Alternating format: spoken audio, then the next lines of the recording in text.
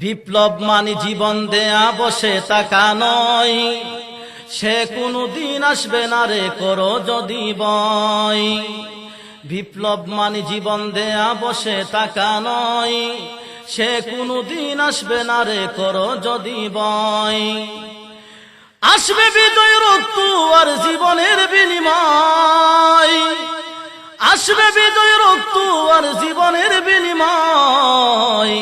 বিপ্লব মানে জীবন দেয়া বসে থাকা নয়, সে কোনদিন আসবে না রে করো যদি বয়। বিপ্লব মানে জীবন দেয়া বসে থাকা নয়, সে কোনদিন আসবে না রে করো যদি বয়। জিহাদের ওই ময়দানেতে যেতে তোমাকে হবে, প্রয়োজনে সব রক্তটুকু জমিনে ঢেলে দিবে। জোরে বলেন ঠিক কিনা? জিহাদের ওই ময়দানেতে যেতে তোমাকে হবে, প্রয়োজনে সব রক্তটুকু জমিনে ঢেলে দিবে। তবুও তোমায় লড়তে হবে, মানিবে না পরাজয়। তবুও তোমায় লড়তে হবে, মানিবে না পরাজয়। বিপ্লব মানে জীবন দেয়া বসে থাকা নয়, সে কোনদিন আসবে না রে করো যদি বয়। বিপ্লব মানে জীবন দেয়া বসে থাকা নয়, সে কোনদিন আসবে না রে করো যদি বয়। আসবে বিজয় রক্ত আর জীবনের বিনিময়, আসবে বিজয় রক্ত আর জীবনের বিনিময়। বিপ্লব মানে জীবন দেয়া বসে থাকা নয়, সে কোনদিন আসবে না রে করো যদি বয়। বিপ্লব মানে জীবন দেয়া বসে থাকা নয়, সে কোনদিন আসবে না রে করো যদি বয়। আল্লাহ নবী বিশ্বনবী রাহমাতুল লিল আলামিন ডেকে বলেন, রে সাহাবীরা, তোমাদের পূর্ববর্তী ইমানদারেরা দুনিয়ার কোন সম্পদের জন্য নির্যাতনের শিকার হয় নাই, দুনিয়ার কোন টাকা পয়সার জন্য নির্যাতনের শিকার হয় নাই। কেবলমাত্র লা ইলাহা ইল্লাল্লাহ বলেছে, আল্লাহ ছাড়া কোনো মাবুদ নাই, এক আল্লাহর প্রতি ঈমান আনার কারণে তাদের প্রতি এত বেশি নির্যাতন করা হয়েছে। তাদের শরীরের মধ্যে লোহার চিরুনি দিয়ে টেনে টেনে শরীর থেকে গোশতগুলোকে ফেলে দিয়েছে। তারপরে একটা মুহূর্তের জন্য ঈমান ছাড়া হয় নাই। শরীর থেকে লোহার চিরুনি দিয়ে তাই না গোশতগুলোকে ফেলে দিয়েছে, তারপরে ঈমান ছাড়তে রাজি হয়। ইয়া রাসূলুল্লাহ, ইয়া হাবিবাল্লাহ, ওগো নবীজি, চতুর্দিক থেকে নির্যাতন আরম্ভ হয়েছে, আর কত বরদাস্ত করব, আর কত সহ্য করব। আল্লাহ নবী গো, আপনি একটু মহান আল্লাহর কাছে দোয়া করে দেন, আল্লাহ রাব্বুল আলামিন যেন কাফেরদের নির্যাতন যেন বন্ধ করে দেয়। আল্লাহর নবী বিশ্ব নবী রাহমাতুল লিল আলামিন সাহাবায়ে কেরামের এই প্রস্তাবটা শোনার পরে নবীজি বড় কষ্ট পাইলেন। আপনি যদি কোনো চেয়ারম্যানের কাছে বিচার নিয়ে যান, চেয়ারম্যান যদি বিচার না করে আর উল্টা আপনাকে ধমক মারে, তাহলে কষ্ট লাগবে নি? বলবেন কষ্ট না, আগামী নির্বাচন আসুক, ভাই সাহেবের পুত্র তোমারে ভোট না দিয়া দেখাই দিবে।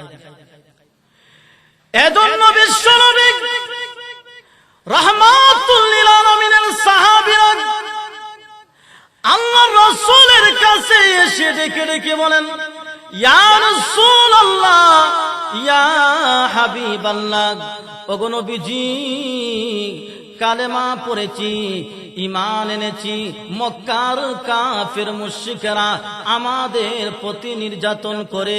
আল্লাহর নবী গো, আপনি তো মুস্তাজাবুদ দাওয়া, আপনি দোয়া করতে দেরি হয়, ওই দোয়াটা মহান আল্লাহর দরবারে কবুল হতে দেরি হয় না। হুজুর, আপনি একটু মহান আল্লাহর কাছে দোয়া করে দেন, আল্লাহ রাব্বুল আলামিন যেন কাফেরদের নির্যাতন বন্ধ করে দেয়।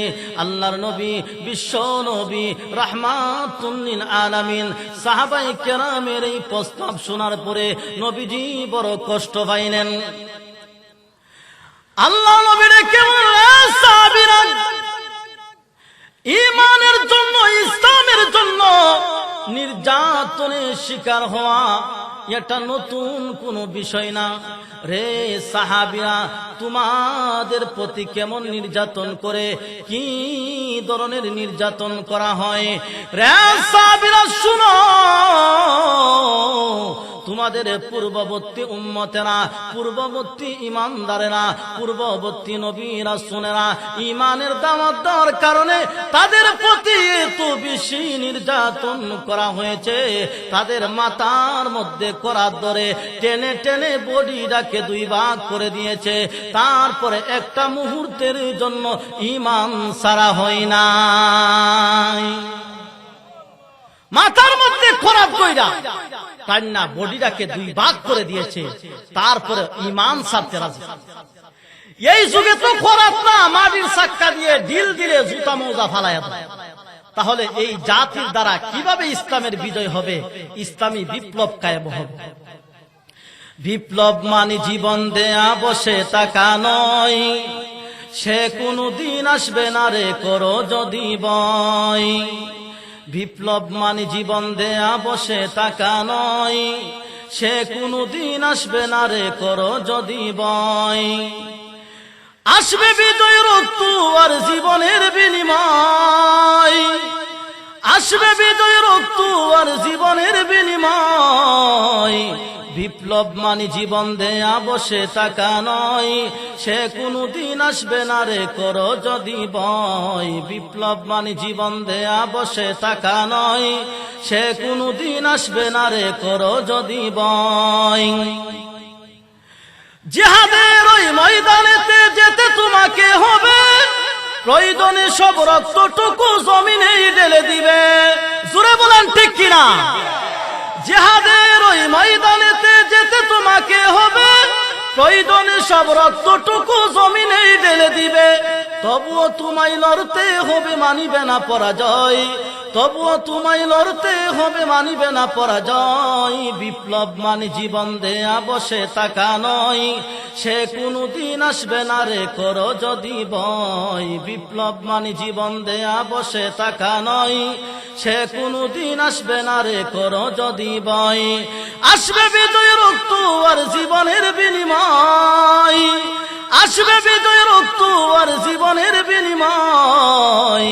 বিপ্লব মানে জীবন দেয়া বসে থাকা নয়, সে কোনদিন আসবে না রে করো যদি বয়। বিপ্লব মানে জীবন দেয়া বসে থাকা নয়, সে কোনদিন আসবে না রে করো যদি বয়। আল্লাহ নবী বিশ্ব নবী রাহমাতুল লিল আলামিন ডেকে বলেন, রে সাহাবীরা, তোমাদের পূর্ববর্তী ইমানদারেরা দুনিয়ার কোন সম্পদের জন্য নির্যাতনের শিকার হয় নাই, দুনিয়ার কোন টাকা পয়সার জন্য নির্যাতনের শিকার হয় নাই। কেবলমাত্র লা ইলাহা ইল্লাল্লাহ বলেছে, আল্লাহ ছাড়া কোনো মাবুদ নাই, এক আল্লাহর প্রতি ঈমান আনার কারণে তাদের প্রতি এত বেশি নির্যাতন করা হয়েছে। তাদের শরীরের মধ্যে লোহার চিরুনি দিয়ে টেনে টেনে শরীর থেকে গোশতগুলোকে ফেলে দিয়েছে, তারপরে একটা মুহূর্তের জন্য ঈমান ছাড়া হয় না। শরীর থেকে লোহার চিরুনি দিয়ে তাই না গোশতগুলোকে ফেলে দিয়েছে, তারপরে ঈমান ছাড়তে রাজি হয়।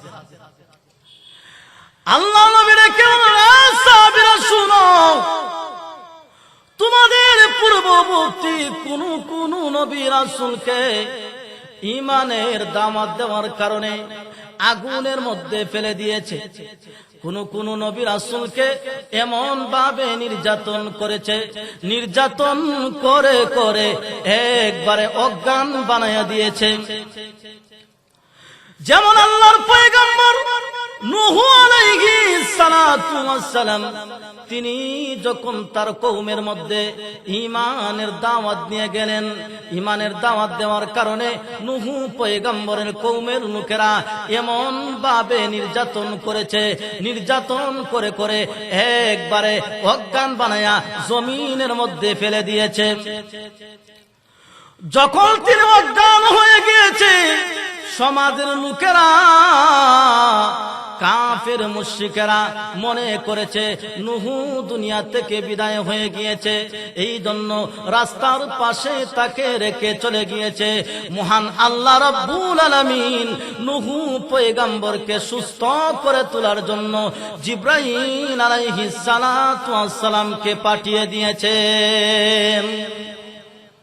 জিবরাইল আলাইহিস সালাতু ওয়াস সালাম এসে নূহ পয়গম্বরের যেই জায়গার মধ্যে আঘাত করলেন, ওই জায়গার মধ্যে হাত দিয়ে ডলা দিলেন, সাথে সাথে তিনি সুস্থ হয়ে গেলেন। সুস্থ হওয়ার পর নূহ আলাইহিস সালাতু ওয়াস সালাম তখন ডাক দিয়া বলেন, ও ভাই জিবরাইল, আগামীকাল আমার কি কাজ করতে হবে? জিবরাইল আলাইহিস সালাতু ওয়াস সালাম ডেকে বলেন, ওগো আল্লাহর পয়গম্বর, আগামীকাল আপনাকে ঈমানের দাওয়াত দিতে হবে গো নবী। দাওয়াতের কাজ থেকে একটা কদম পিছনে যাওয়া যাবে না। ভাইরা আমার, লক্ষ্য করে দেখুন, আল্লাহর নবীর সাহাবীরা যখন আল্লাহর রাসূলের কাছে নির্যাতনের কারণে আল্লাহর রাসূলের কাছে প্রস্তাব দিলেন, ওগো নবীজি, আপনি একটু মহান আল্লাহর কাছে দোয়া করে দেন, আল্লাহ রাব্বুল আলামিন যেন কাফেরদের নির্যাতন যেন বন্ধ করে দেয়।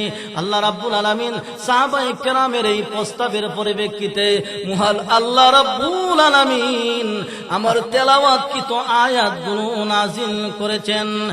আহাসিবান নাসু আইয়ুতরাকু আইয়াকুলু আমান্না ওয়া হুম লা ইফতানুন। আল্লাহ ডাক দিয়া বলে, ওগো নবীজি, আপনার সাহাবীরা নির্যাতনের কারণে আপনার কাছে এসেছে দোয়া করে নির্যাতন বন্ধ করে দেওয়ার জন্য, তাদেরকে জানায় দেন, আহাসিবান নাস আইয়ুতরাকু আইয়াকুলু আমান্না, যে ঈমানদাররা কি এই কথা মনে করে ঈমান আনার পর তাদেরকে এমনিতেই ছেড়ে দেওয়া হবে, পরীক্ষা নেওয়া হবে না? না গো নবীজি, আমি আল্লাহ পূর্ববর্তী সমস্ত ঈমানদারের কাছ থেকে ঈমানি পরীক্ষা গ্রহণ করেছি। আল্লাহ যুগে যুগে ঈমানদারের কাছ থেকে ঈমানি পরীক্ষা নিয়েছে। তারপরের অংশের মধ্যে মহান আল্লাহ, وَلَقَدْ فَتَنَّا الَّذِينَ مِنْ قَبْلِهِمْ فَلَيَعْلَمَنَّ اللَّهُ الَّذِينَ صَدَقُوا وَلَيَعْلَمَنَّ الْكَاذِبِينَ।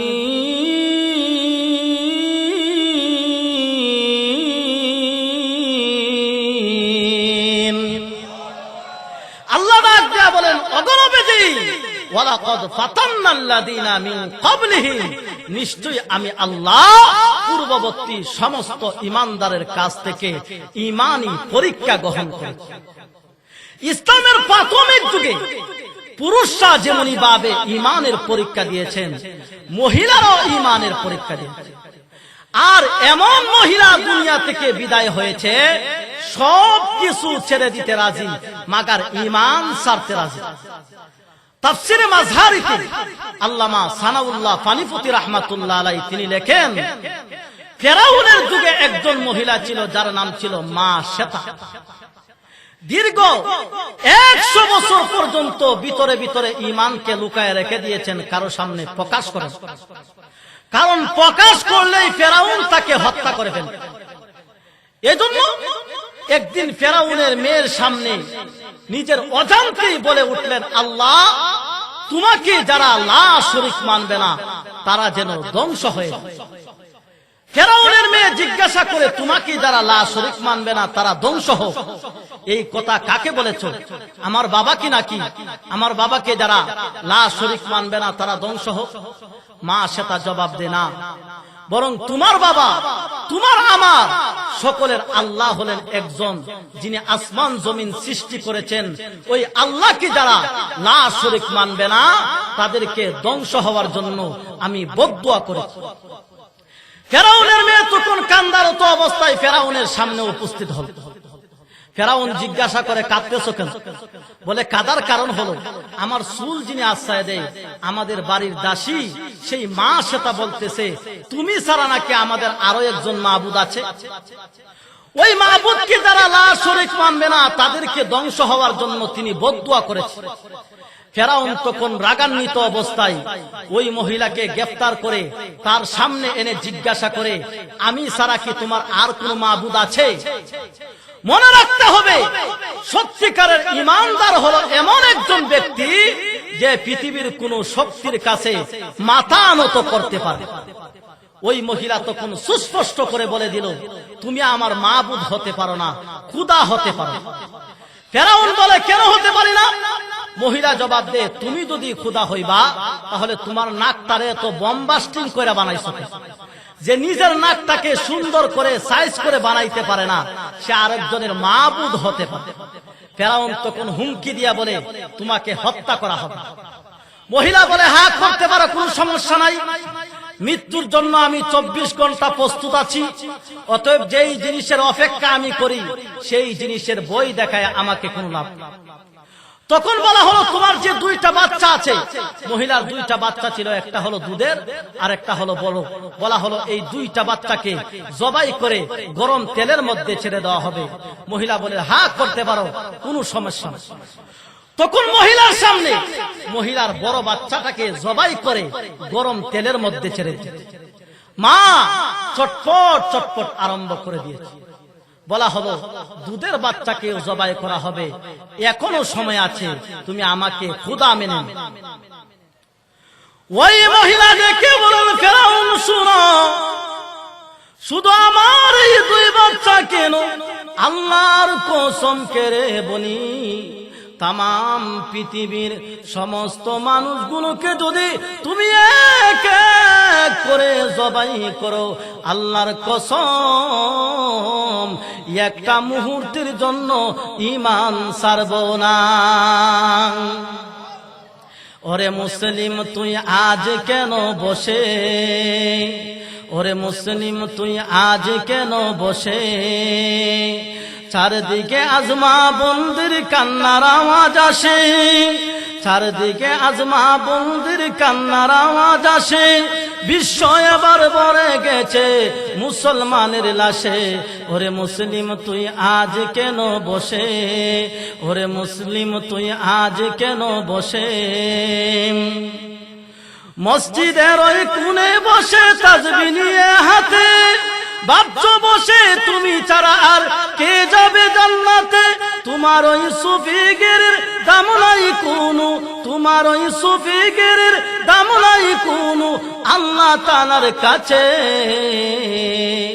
ওরে মুসলিম তুই আজ কেন বসে, ওরে মুসলিম তুই আজ কেন বসে, চারদিকে আজমা বন্দির কান্নার আওয়াজ আসে, চারদিকে আজমা বন্দির কান্নার আওয়াজ আসে, বিশ্ব এবার ভরে গেছে মুসলমানের লাশে। ওরে মুসলিম তুই আজ কেন বসে, ওরে মুসলিম তুই আজ কেন বসে। ভাইরা আমার, দুধের বাচ্চাটাকেও জবাই করা হলো। মহিলাকে যখন জবাই করা হবে তখন মহিলা ফেরাউনের কাছে একটি দরখাস্ত করলেন, রে ফেরাউন, এখন আমি দুনিয়া থেকে বিদায় হয়ে যাব। ফেরাউন রে, আমার একটি দরখাস্ত তুমি মঞ্জুর করে নাও, কবুল করে নাও। ফেরাউন বলেন, কোন দরখাস্ত?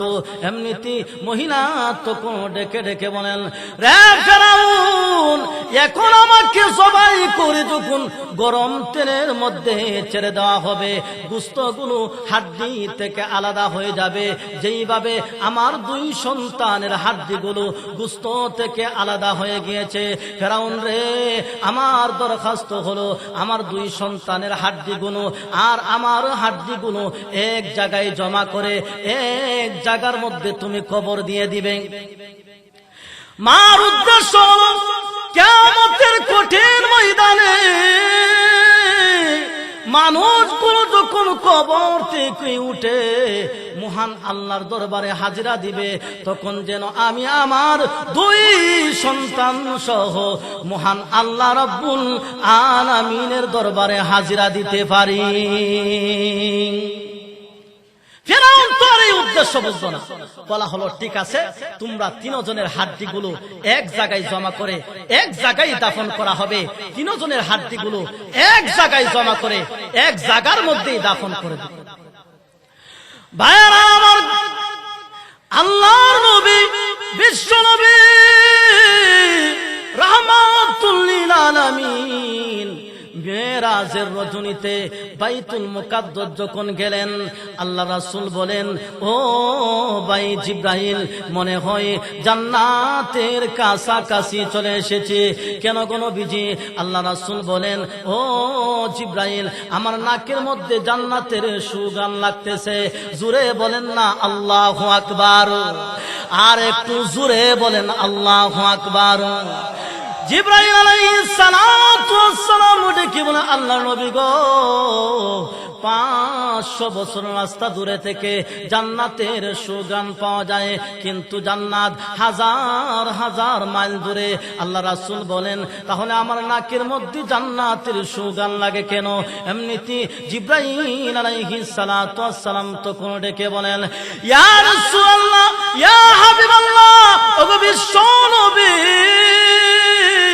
রাহমাতুল লিল আলামিন, ওই যে ফেরাউন মা সেতা তার দুই বাচ্চা সহ হাড্ডিগুলোকে একত্রিত করে যে এক জায়গার মধ্যে কবর দিয়েছিল, সেই কবর থেকে জান্নাতের সুগন্ধ আসতেছে। অতএব এই নির্যাতন নতুন নয়, অনেক পুরাতন। وَلَقَدْ فَتَنَّا الَّذِينَ مِنْ قَبْلِهِمْ فَلَيَعْلَمَنَّ اللَّهُ الَّذِينَ صَدَقُوا وَلَيَعْلَمَنَّ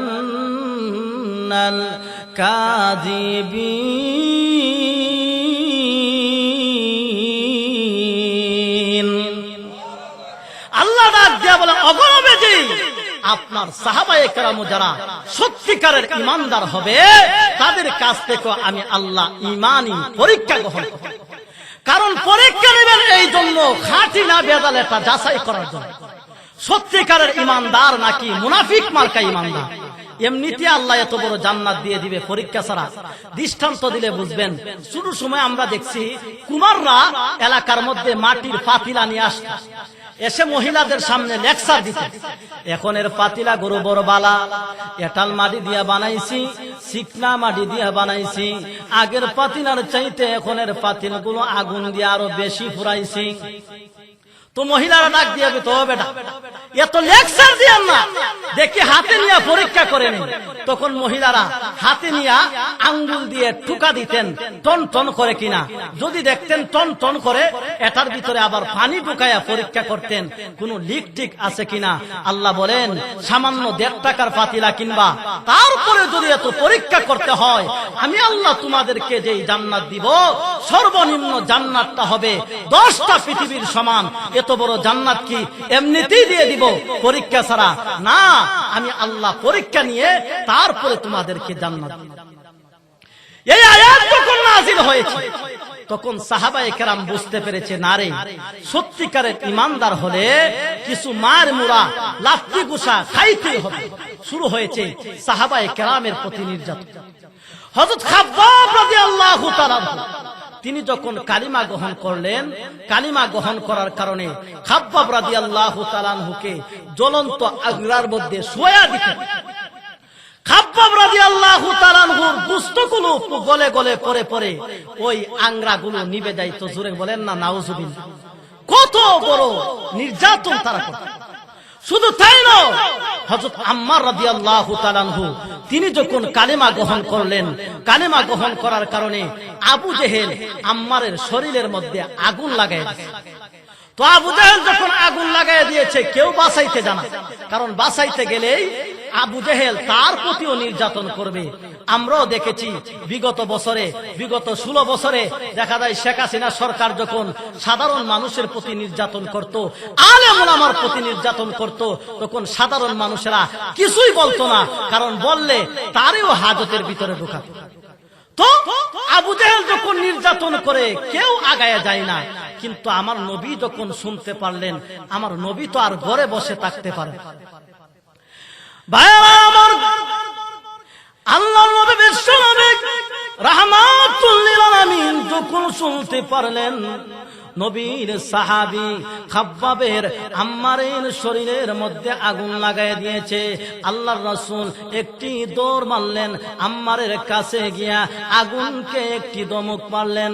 জোরে বলেন না আল্লাহু আকবার, আর একটু জোরে বলেন আল্লাহু আকবার। আল্লাহর নবী বিশ্বনবী রাহমাতুল লিল আলামিন আগুনকে ধমক দিতে দেরি হয়েছে, আম্মারের শরীর থেকে আগুনটা নিভে যাইতে একটা সেকেন্ডও দেরি হয় না। শুধু তাই না, হযরত বেলাল রাদিয়াল্লাহু তাআলা আনহু তিনি যখন কালেমা গ্রহণ করলেন, কালেমা গ্রহণ করার কারণে বেলালের শরীরের মধ্যে বেলালকে এমন ভাবে নির্যাতন করত, বেলাল রাদিয়াল্লাহু তাআলা আনহুর এক পর্যায়ে জিহ্বার মধ্যে ফেরাক মেরে দিল। ভাইরা আমার, আল্লাহর নবীর সাহাবী হযরত বেলাল তিনি যখন উমাইয়ার ঘরের গোলাম ছিলেন, উমাইয়ার ঘরের গোলাম থাকা অবস্থায় হযরত বেলাল রাদিয়াল্লাহু তাআলা আনহুর প্রতি উমাইয়া তার গোলামেরা ধরে ধরে বেলালকে ধরে ধরে বিষম ভাবে মারপিট করে। নবীজির প্রিয় সাহাবী আবু বকর সিদ্দিক বেলালের পা দিয়ে চলে যায়। শুনে বেলাল জোরে জোরে আল্লাহর নামের জিকির করে, আর উমাইয়া তার গোলামেরা ধরে ধরে বেলালকে ধরে বিষম ভাবে মারপিট করে। আবু বকর সিদ্দিক ডাক দিয়া বলেন, বেলাল রে, তুমি আর জোরে জোরে আল্লাহর নামের জিকির করবা না, এখন থেকে আস্তে আস্তে তুমি আল্লাহর নামের জিকির করবা। বেলাল বলেন, ঠিক আছে, আমি আর জোরে বলবো না, এখন থেকে আস্তে আস্তে আল্লাহর নামের জিকির করব। ভাইরা আমার, কিছুদিন পরে যখন আবু বকর সিদ্দিক যখন বেলালের পাশ দিয়ে চলে যায়, শুনে বেলাল জোরে জোরে আল্লাহর নামের জিকির করে, আর উমাইয়া তার গোলামেরা ধরে ধরে বেলালকে ধরে বিষম ভাবে মারপিট করে। আবু বকর সিদ্দিক ডাক দিয়া বলেন, রে বেলাল, তোমাকে বলেছি আস্তে আস্তে আল্লাহর নামের জিকির করার জন্য, তুমি কেন জোরে জোরে আল্লাহর নামের জিকির করো? বেলাল রে, তুমি যখন জোরে জোরে আল্লাহর নামের জিকির করো, এই জন্য মক্কার কাফের মুশরিকদের অন্তরের মধ্যে আঘাত লাগে। আল্লাহর নামের জিকির করার কারণে তাদের অন্তরের মধ্যে আঘাত লাগে, এই জন্য তোমাকে আরো বেশি করে মারপিট করে। রে বেলাল, তুমি কি আস্তে আস্তে আহাদ আহাদ জিকির করতে পারো না? বেলাল বলেন, ঠিক আছে, আমি আর জোরে বলবো না, এখন থেকে আস্তে আস্তে আল্লাহর নামের জিকির করব। ভাইরা আমার, কিছুদিন পরে আবু বকর সিদ্দিক যখন বেলালের পাশ দিয়ে আবার চলে যায়, শুনে বেলাল জোরে জোরে আল্লাহর নামের জিকির করে, আর উমাইয়া তার গোলামেরা ধরে ধরে বেলালকে ধরে বিষম ভাবে মারপিট করে। আবু বকর সিদ্দিক দেখে বলে, বেলাল, তোমার আসলে মার খাইতে মন চায়, পিঠা খাইতে মন চাই রে বেলাল। ও বেলাল, তোমাকে বলেছি আস্তে আস্তে আল্লাহর নামের জিকির করার জন্য, তুমি কেন জোরে জোরে আল্লাহর নামের জিকির করো? এমনিতে বেলাল রাদিয়াল্লাহু তাআলা আনহু তখন ডেকে ডেকে বলেন, ওগো নবীর সাহাবী আবু বকর সিদ্দিক, আপনি তো আসল ঘটনা জানেন না। আমি যখন জোরে জোরে আল্লাহর নামের জিকির করে তখন আমার এত মজা লাগে, এত স্বাদ লাগে, মক্কার কাফের মুশরিকরা আমি বেলালকে যতই আঘাত করে না কেন, আমি বেলাল কিছুই অনুভব করতে পারি না। وَلَقَدْ فَتَنَّا الَّذِينَ مِنْ قَبْلِهِمْ فَلَيَعْلَمَنَّ اللَّهُ الَّذِينَ صَدَقُوا وَلَيَعْلَمَنَّ الْكَاذِبِينَ।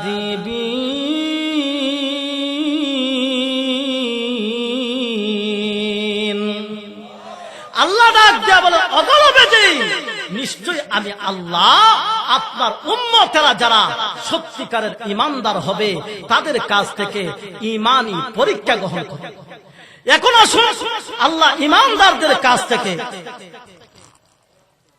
ঈমানি পরীক্ষা গ্রহণ করবেন বিভিন্ন পদ্ধতি। এর মধ্যে একটা হলো আল্লাহ ঈমানদারের কাছ থেকে ঈমানি পরীক্ষা করবেন। দেখা গেল এই দেহের মধ্যে কাফের মুশরিকদের জুলুম নির্যাতনের মাধ্যমে আল্লাহ ঈমানদারের কাছ থেকে ঈমানি পরীক্ষা দিচ্ছেন। 2 নম্বর হলো ধনসম্পদ ধ্বংস হওয়ার মাধ্যমে, ক্ষুধার মাধ্যমে দেখা গেল আপনার ব্যবসা বাণিজ্য নষ্ট হয়ে যাবে।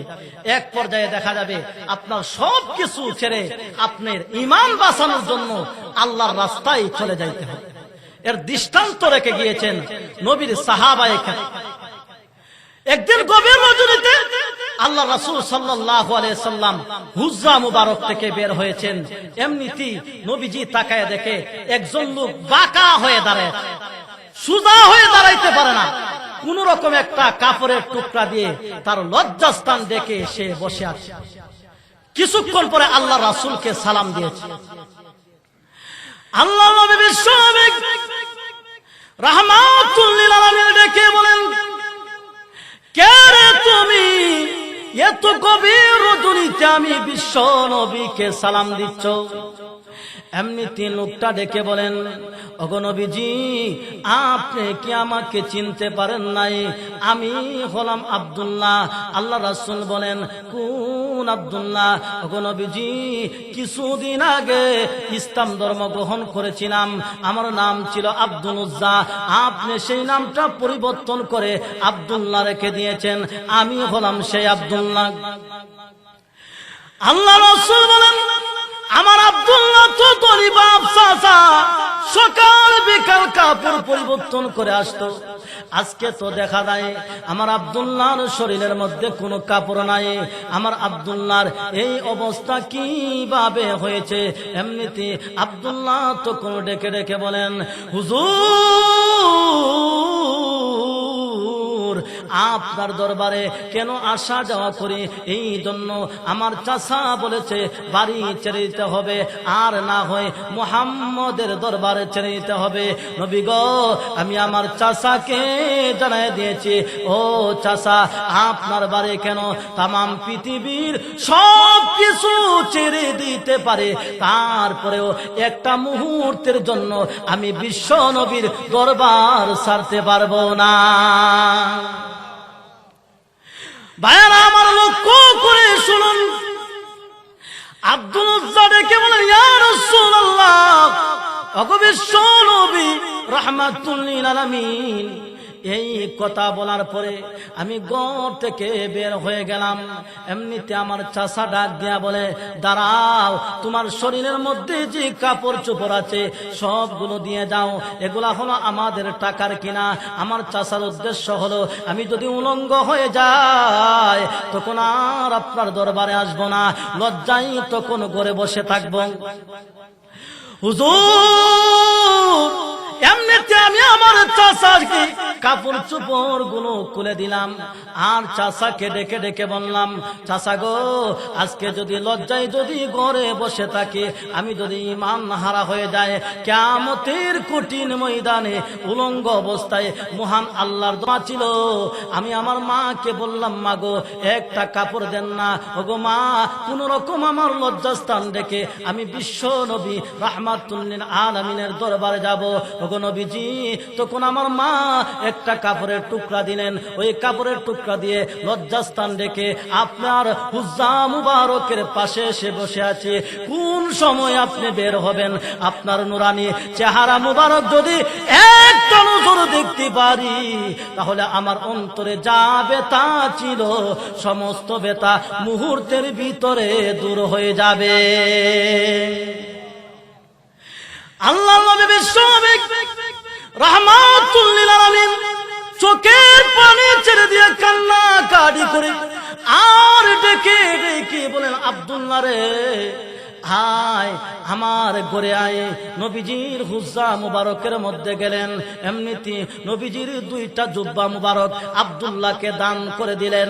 জোরে বলেন না আল্লাহু আকবার, আর একটু জোরে বলেন আল্লাহু আকবার। আল্লাহ নবী ডেকে বলেন, আব্দুল্লাহ বল, তোর কোন আকাঙ্ক্ষা আছে নি?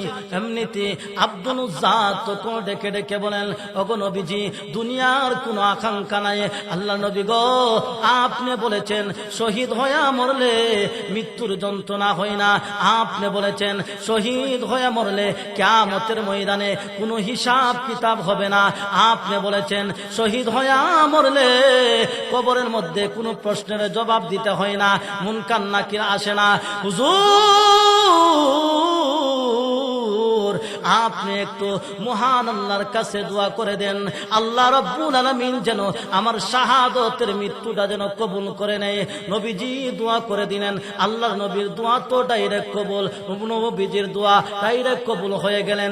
তবুকের যুদ্ধে গেলেন, কিন্তু তবুকের যুদ্ধটা হলো না। ফিরে আসবেন, রাস্তায় আব্দুল্লাহ অসুস্থ হয়ে পড়লেন, সেখানে তিনি ইন্তেকাল করলেন।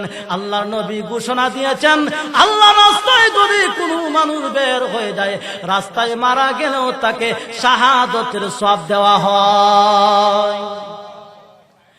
আল্লাহ নবী রেখে বললেন, সাহাবীরা, আমার আব্দুল্লাহকে গোসল দাও, কাফন পরাও। আমার আব্দুল্লাহকে গোসল দাও, কাফন পরাও। আমি নিজে আব্দুল্লাহর জানাজার নামাজ পড়াবো। নবীজি আব্দুল্লাহর জানাজার নামাজ পড়াইয়া লাশ যখন কবরের দিকে নিয়ে যায়, নবীজিও পিছনে পিছনে যায়। কবরের পাশে যাওয়ার পরে ডাক দিয়া বলেন, সাহাবীরা রে, কেউ তোমরা কবরে নামবে না, আমি নিজে আব্দুল্লাহর কবরের মধ্যে নামবো। নবীজি আব্দুল্লাহর কবরের মধ্যে নেমে দুইটা হাত এইভাবে বাড়ায় দিলেন, আর ডাক দিয়া বলেন, সাহাবীরা রে, দে দে দে, আমার আব্দুল্লাহর লাশটাকে আমার কোলে ছেড়ে দে। নবীজির কোলে ছেড়ে দিলে নবীজি এইভাবে লাশটাকে আকাশের দিকে উঠাইয়া মহান আল্লাহর কাছে দোয়া করতে লাগলেন, প্রভু, যে আব্দুল্লাহ ইসলামের জন্য, দ্বীনের জন্য বাড়ি ছেড়েছে, ঘর ছেড়েছে, সম্পত্তি থেকে বঞ্চিত হয়েছে, ওগো আল্লাহ, এই আব্দুল্লাহর প্রতি আমি খুশি, মেহেরবানি করে তুমিও আমার আব্দুল্লাহর প্রতি তুমিও খুশি হয়ে যাও। তাহলে কি বোঝা গেল? ঈমান বাঁচানোর জন্য নবীর সাহাবায়ে কেরাম সব কিছু ছেড়ে দিয়েছে, তারপরেও তারা ঈমান ছাড়তে রাজি হয়। এজন্য মহান আল্লাহ পাক রব্বুল আলামিন ঈমানদারের কাছ থেকে সম্পত্তি, দেখা যাবে ব্যবসা বাণিজ্য ধ্বংস হয়ে যাবে অনেক সময়, আল্লাহ পাক এইভাবেও ঈমানদারের কাছ থেকে ঈমানই পরীক্ষা নেন। 3 নম্বর আরেকটা পদ্ধতি হলো, মহান আল্লাহ ঈমানদারের কাছ থেকে ঈমানই পরীক্ষা নেবেন মিথ্যা অপবাদের মাধ্যমে। কিভাবে?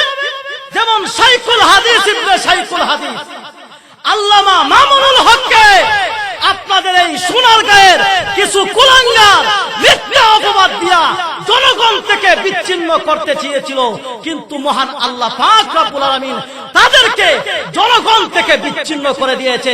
জুড়ে বলেন ঠিক কিনা? আল্লামা মামুনুল হক তিনি বলেছিলেন আমি যদি মিথ্যাবাদী হই তাহলে আমার উপর যেন আল্লাহর গজব নাজিল হয়, আর তারা যদি মিথ্যাবাদী হয় তাদের উপর যেন আল্লাহর গজব নাজিল হয়। আল্লাহ সত্যকে মুক্তি দিয়েছে, মিথ্যাকে ধ্বংস করে দিয়েছে, এমন ভাবে ধ্বংস করেছে। আল্লাহ ফিরআউনকে যেইভাবে ধ্বংস করেছিল, নমরুদকে যেইভাবে ধ্বংস করেছিল, আজকে আওয়ামী লীগ সরকারকেও মহান আল্লাহ এইভাবে ধ্বংস করে দিয়েছে। জোরে বলেন ঠিক কিনা? আর একটু জোরে বলেন ঠিক কিনা?